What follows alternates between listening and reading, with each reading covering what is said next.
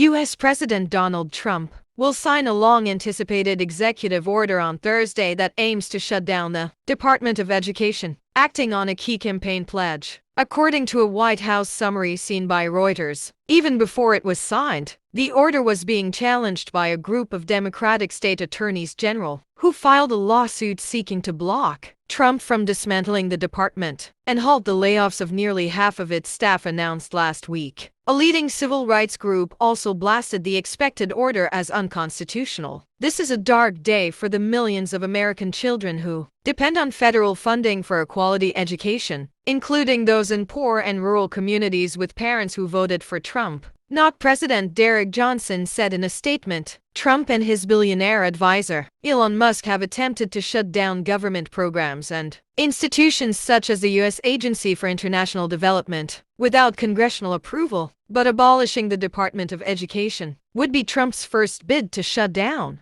a cabinet-level agency. Trump cannot shutter the agency without congressional legislation, which could prove difficult. Trump's Republicans hold a 53-47 majority in the Senate, but major legislation, such as a bill eliminating a cabinet-level agency, would need 60 votes and thus the support of 7 Democrats to pass. Senate Democrats have given no sign they would support abolishing the Education Department. Trump and Musk are taking a wrecking ball to the Department of Education and firing half its staff. Democratic Senator Patty Murray said in a statement, vowing to fight what she called Trump and Musk's slash and burn campaign. It mandates that any programs or activities receiving remaining Department of Education funds should not advance day or gender ideology. According to the White House summary,